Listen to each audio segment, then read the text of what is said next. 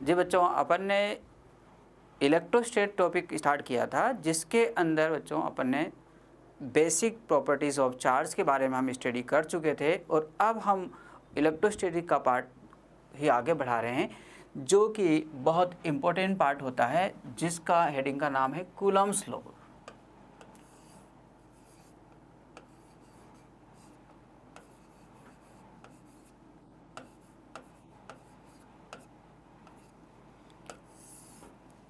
बच्चों, अपन ये जान चुके हैं कि दो लाइक चार्ज जो होंगे, लाइक चार्ज एक दूसरे को क्या करते हैं बोलो, रिपेल। अनलाइक चार्ज में क्या होता है बोलो, अट्रैक्शन। ये रिपल्सन या अट्रैक्शन का जो भी फोर्स होता है, that force is known as electrostatic force. और ये इलेक्ट्रोस्टैटिक फोर्स कितना हो लगेगा, ये कूलम्ब साइंटिस्ट ने बताया, ठीक है ना। तो बच्चों, जस्ट लाइक ग्रेविटेशन के लिए बात की जाती है, न्यूटन ने बताया था कि दो मास पार्टिकल के बीच में कितना ग्रेविटेशन फोर्स लगता है, इन द सेम मैनर, ठीक है, कि दो पॉइंट चार्ज के बीच में कितना इलेक्ट्रोस्टैटिक फोर्स लगेगा, वो कूलम्ब साइंटिस्ट ने बताया, ठीक है। तो क्या होता है कूलम्ब्स लॉ, आइए मालूम करते हैं बच्चों, ठीक है ना। Let these are 2 point charges separated by distance small r, बोले तो नन्हा आर। ये Q1 Q2 दो चार्ज हैं बच्चों, पॉइंट चार्ज हैं, इनके बीच का सेपरेशन नन्हा आर है, स्मॉल आर है बच्चों, ठीक है ना। और इनके बीच में लगने वाला जो इलेक्ट्रोस्टैटिक फोर्स होता है, वो हम मालूम करने चल रहे हैं, ठीक है। कितना लगेगा, आइए देखते हैं।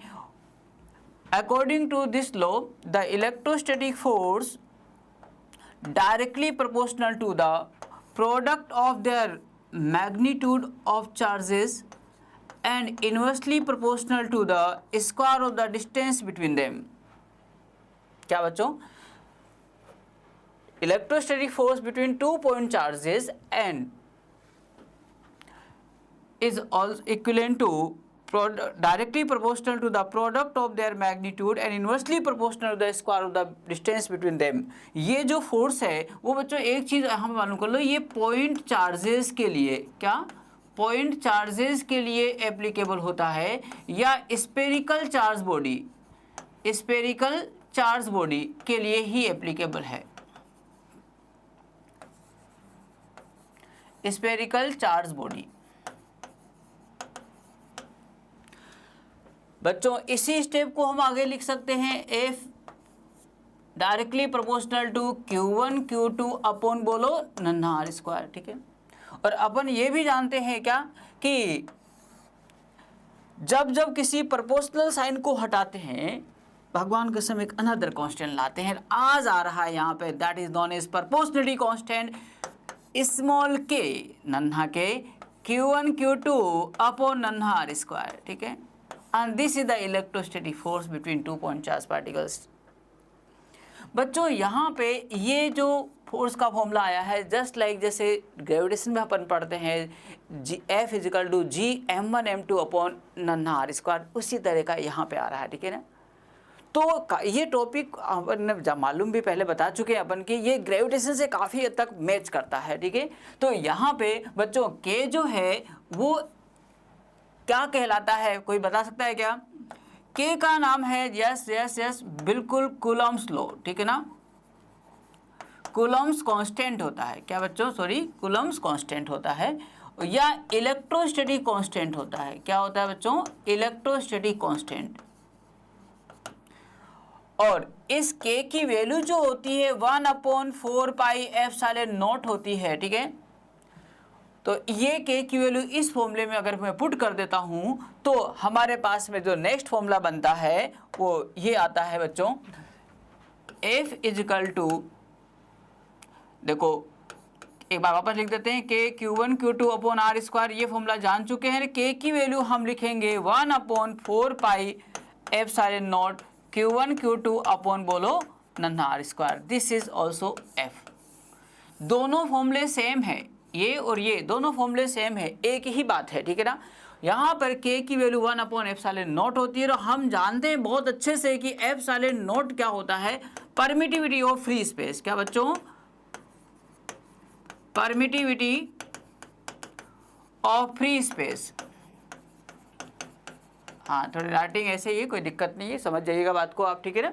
यहाँ पे इसकी वैल्यू होती है बच्चों 8.85 इंटू 10⁻⁵, ठीक है, 10⁻⁻12 coulomb square upon newton metre square, ठीक है ना। ये वैल्यू अपन को ध्यान रखना है। इसके बाद में देखो, अभी तक अपन ने मालूम किया दो पॉइंट चार्ज के बीच में या स्फेरिकल चार्ज बॉडी के बीच में कितना इलेक्ट्रोस्टैटिक फोर्स लगेगा, वो हमने फॉर्मूला मालूम किया और आप लोग पहले से फैमिलियर हैं कि K/Q1/Q2/R², ठीक बात है क्या। और बच्चों क्या हो गया 1/4πε0 Q1/Q2/R², दोनों में से कुछ भी लिख दीजिए, बोथ आर सेम थिंग, ठीक है। बच्चों यहाँ पे एक चीज और हम बता दें कि यहाँ फोर्स जो है इनवर्सली प्रोपोर्शनल टू R², क्या इनवर्सली प्रोपोर्शनल टू R² होता है। जो भी फोर्स या field inversely proportional to R² होता है उसके लिए हम एक बोलते हैं क्या, it obey inverse square law. क्या बच्चों, it obey inverse square law. Gravitation force भी इनवर्स स्क्वायर लॉ को ओबे करता है और ये भी कर रहा है, ठीक है। तो यहाँ पे आगे की बात करते हैं अपन, ठीक है। अब छोटा सा पॉइंट मालूम किया है और K की वैल्यू जो होती है बच्चों, एक चीज और है, SI सिस्टम के अंदर K की वैल्यू हम ध्यान रखेंगे 9 into 10⁹ newton metre square upon coulomb square, ठीक बात है क्या।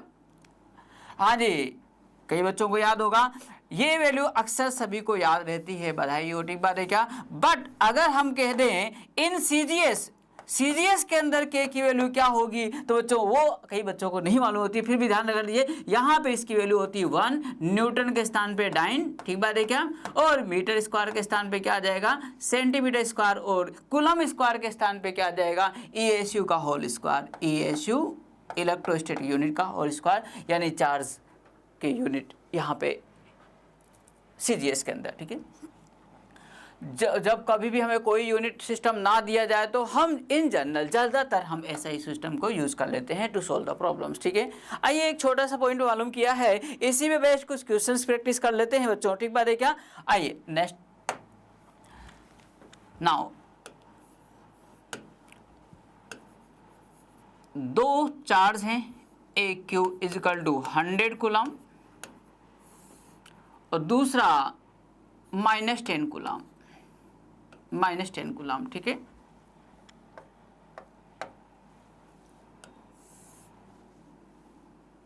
-10 कूलम, ये लीजिए। इनके बीच का डिस्टेंस 10 मीटर है, कितना बच्चों 10 मीटर। And we have to find the electrostatic force between them. बहुत सिंपल सी बात बता रहे हैं हम बच्चों। तो F इजिकल टू गाना गाओ मिले सुर मेरा तुम्हारा तो बेसुरों सुर बने हमारा, नहीं समझे क्या। हाँ जी, K की वैल्यू हमने क्या बताया था कि SI यूनिट सिस्टम वाली यूज करनी है, ठीक। कौन सी करनी है SI यूनिट सिस्टम की। क्या करेंगे 9 इंटू 10⁹9 और Q1 की वैल्यू क्या लेनी है, जल्दी बोलो जल्दी बोलो। Q1 की वैल्यू बोलो भैया 100, बिल्कुल हाँ जी। Q2 की वैल्यू बोलिए, बोलो -10। ना बाबा ना, यहाँ पे मैग्नीट्यूड लेना है। क्या लेना बच्चों, मैग्नीट्यूड लेना है, तो माइनस साइन नहीं लेना है, केवल लेना है 10, ठीक बात है क्या, अपॉन R² मतलब 10 का स्क्वायर। और इसको सोल्व करेंगे बच्चों तो अब देखिए ये तो कैंसिल हो गया और ये आ गया आपके पास में 9 इंटू 10⁻, बोलो 10 न्यूटन। और एक पॉजिटिव एक नेगेटिव है तो हम लिख सकते हैं फोर्स कैसा लगेगा, बोलो अट्रैक्शन का लगेगा। कैसा लगेगा, बोलो अट्रैक्शन का फोर्स लगेगा। Are you getting my point. बहुत सिंपल सी बात बताइए। इस फॉर्मूले में ये मालूम किया कि Q की वैल्यू अगर नेगेटिव भी हो तो इस फॉर्मूले में हम कैसी वैल्यू पुट करेंगे, बोलो पॉजिटिव वैल्यू पुट करने वाले हैं, ठीक है ना। आइए आगे चलते हैं बच्चों, नेक्स्ट एक छोटा सा क्वेश्चन करते हैं जो कि नीट में आया हुआ है, आपके एग्जाम में आया हुआ है। आइए, बड़ी प्यारा सा क्वेश्चन है। यहां पे Q चार्ज है, दूसरा -Q चार्ज है, इनके बीच का सेपरेशन नन्हा r है and electrostatic force between them is F1 let, ठीक है ना। इनके बीच में लगने वाला फोर्स F1 है, ठीक है। वो जो भी होगा अभी मालूम करते हैं। और अगर आगे कहा जा रहा है कि इसमें से A बॉडी मान लेते हैं, इसको B बॉडी मान लेते हैं। A बॉडी से बच्चों, ठीक है, A बॉडी से जो चार्ज है बच्चों, ये Q चार्ज था, इसमें से B बॉडी को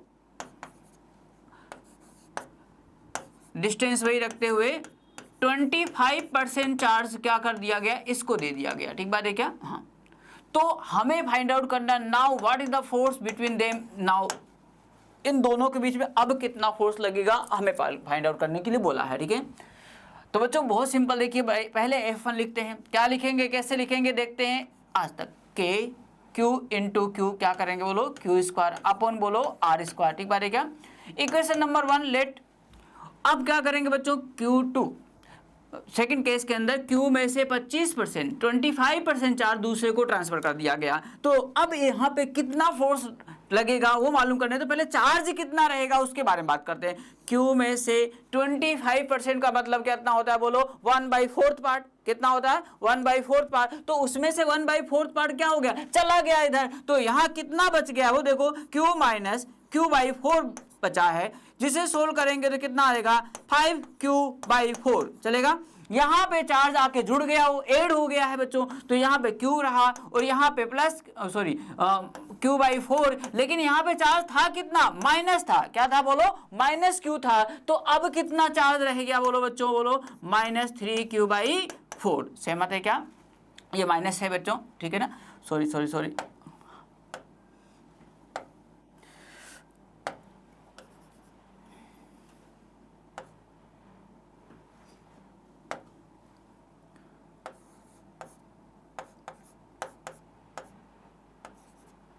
-3Q। तो Q1 की वैल्यू ये रही, ठीक है ना, Q1 की वैल्यू ये रही, Q1 की वैल्यू सॉरी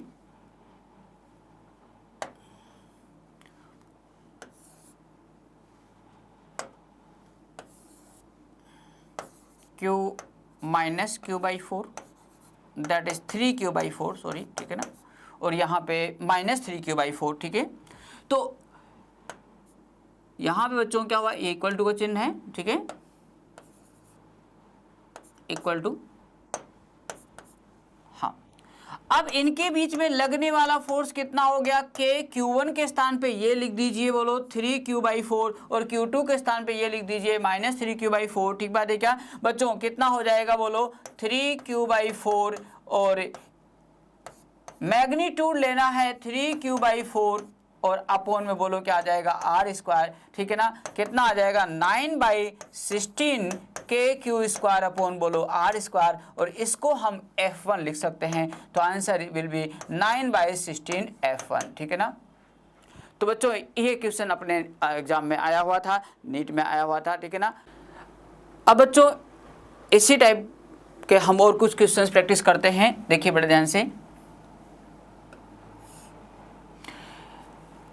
क्वेश्चन है फाइंड इलेक्ट्रोस्टैटिक फोर्स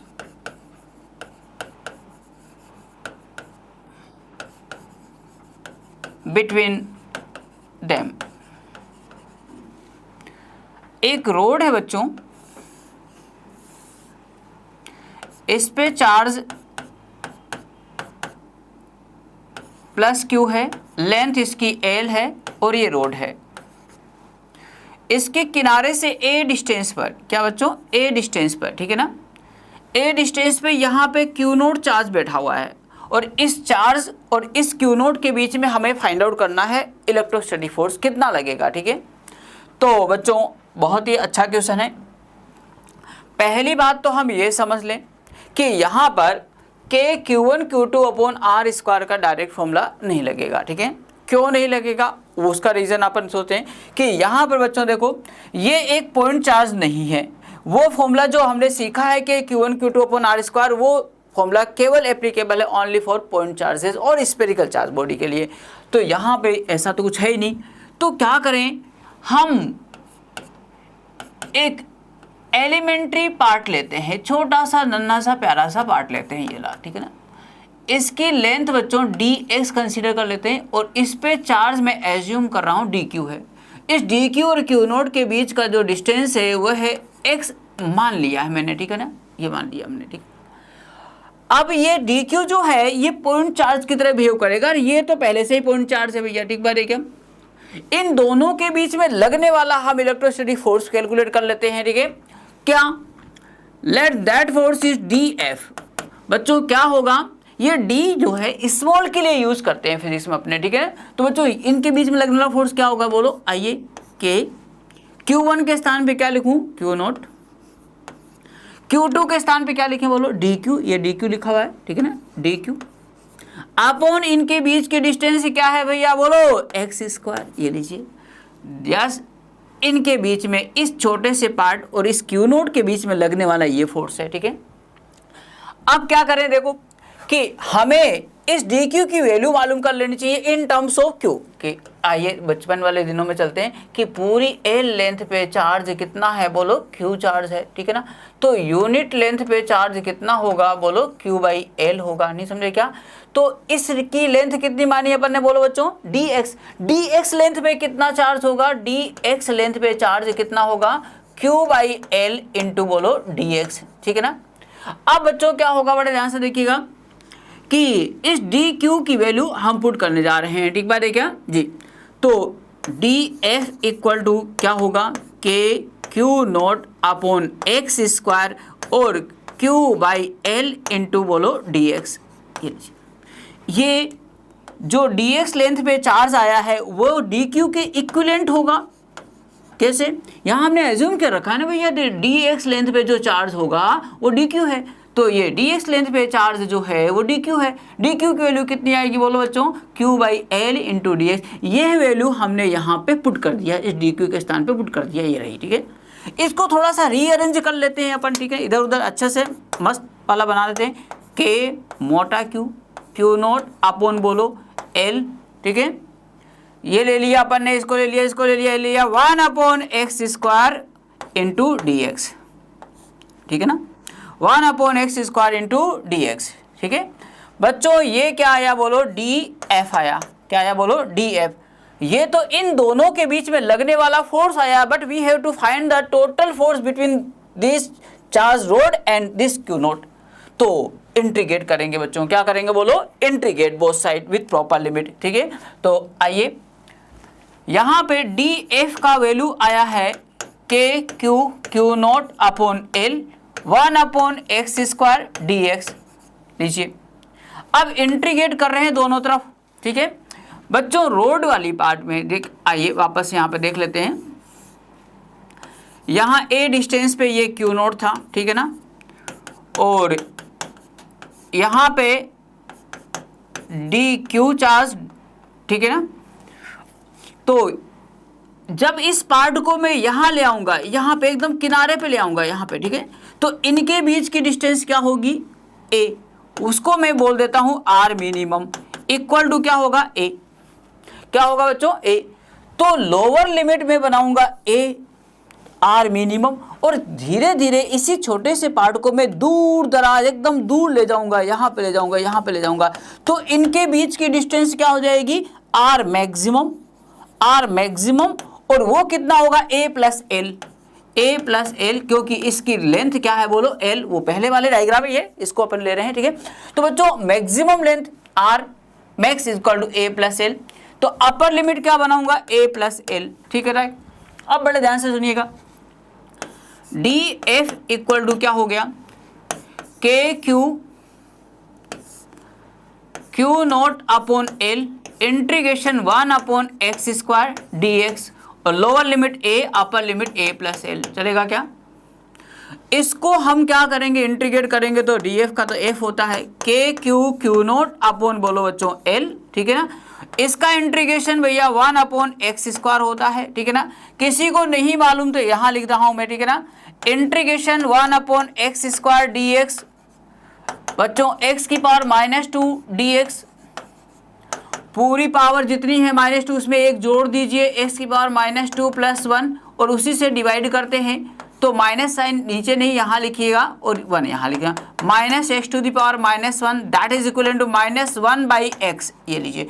और ये वैल्यू जो होती है वो अपन को याद रखनी है, इंटीग्रेशन 1/x² का इंटीग्रेशन क्या होता है, -1/x होता है, ये we have to learn, you have to, ठीक है, हमेशा के लिए, जिंदगी भर के लिए याद रख लो, ठीक है।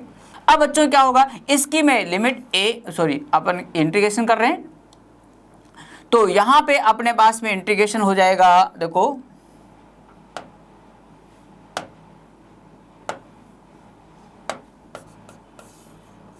हाँ जी, ये इंटीग्रेशन हो जाएगा बच्चों देखो -1/x, क्या हो जाएगा बोलो -1/x, ठीक है। लोअर लिमिट a है, upper limit a plus L है, ठीक है ना। क्या हो जाएगा देखो k q naught upon L, और माइनस को बाहर ले लेता हूं मैं, और यहाँ पे 1/x और a प्लस एल, ठीक है ना बच्चों। अब क्या करना है, इसमें लिमिट पुट करना है और हमें सोल्व कर लेना है, ठीक है ना जी। तो f इज इक्वल टू क्या हो गया -k q naught upon L, और यहाँ पे 1/x के स्थान पे upper limit a plus L लिखेंगे, -1 अपॉन लोअर लिमिट 1/a लिखेंगे। इसको सोल्व करना बच्चों -k q naught upon L, और a और दूसरे ब्रैकेट में क्या आ गया a प्लस एल, यानी कॉमन एलसीएम ले लिया, सॉरी, ठीक है ना, a और -l, ठीक है ना बच्चों। ये कैंसिल हो चुका है, और माइनस माइनस प्लस एल से भी कैंसिल हो चुका है। So we can write k q naught upon, क्या जवाब है बच्चों, a प्लस एल, ये लीजिए। This is the force between them, this is the answer, ठीक है बच्चों। ये हमने मालूम किया कि रोड और उस पॉइंट चार्ज के बीच में कितना फोर्स लगा, वो हमने यहाँ पे मालूम किया बाय यूजिंग इंटीग्रेशन मेथड। तो जल्दी से नोट कर लीजिए, फिर आगे बढ़ते हैं अपन। चलिए बच्चों, इसको कर लिया, बहुत ही अच्छा क्वेश्चन है, काफ़ी एग्जाम्स में पूछा हुआ है, ठीक है। और इसको अब हम करने जा रहे हैं आपको एक ट्रिक के साथ में, जिस ट्रिक को जानने के बाद में जो हमारा काफ़ी समय लग गया है इसमें, वो काफ़ी समय बच जाएगा अपना, ठीक है ना। तो now special trick to solve such type of problems, ठीक है। नाउ अगेन स्पेशल ट्रिक, उसी क्वेश्चन को किस तरह से अपन कर सकते हैं, आइए देखिएगा। इस ट्रिक को यूज़ करिएगा और जल्दी से क्वेश्चन को सोल्व करेंगे, समय हमारा बचेगा। रोड,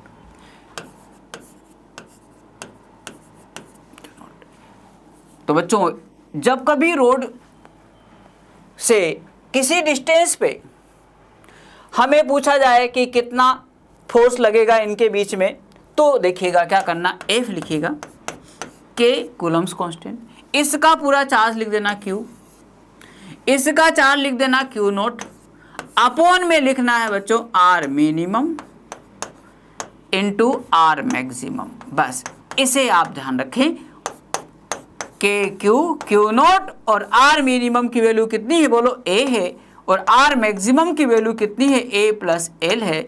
और देखो एक ही स्टेप के अंदर हमारा जवाब आ चुका है, ठीक है ना।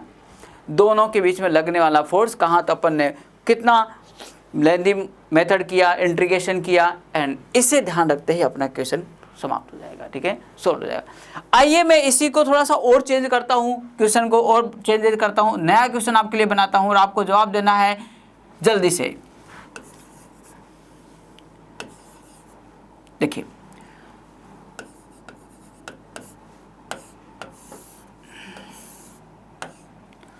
रोड मान लेते हैं 2L लेंथ है, चार्ज Q है, यहाँ पे 3A डिस्टेंस पे Q नोट चार्ज बैठा है, इनके बीच में लगने वाला फोर्स हमें बताना है, ठीक है ना। तो F फिजिकल टू क्या होगा, K, इसका चार्ज Q, इसका charge Q note, R minimum कितना है बोलो 3A, R मैक्सिमम क्या है this plus this 3A plus 2L। ये लीजिए, तो देखो कितना जल्दी से हमसे क्वेश्चंस हो गया बच्चों, ठीक है ना। तो आगे क्वेश्चन प्रैक्टिस जारी रहेगी अगले लेक्चर में। Okay, thank you.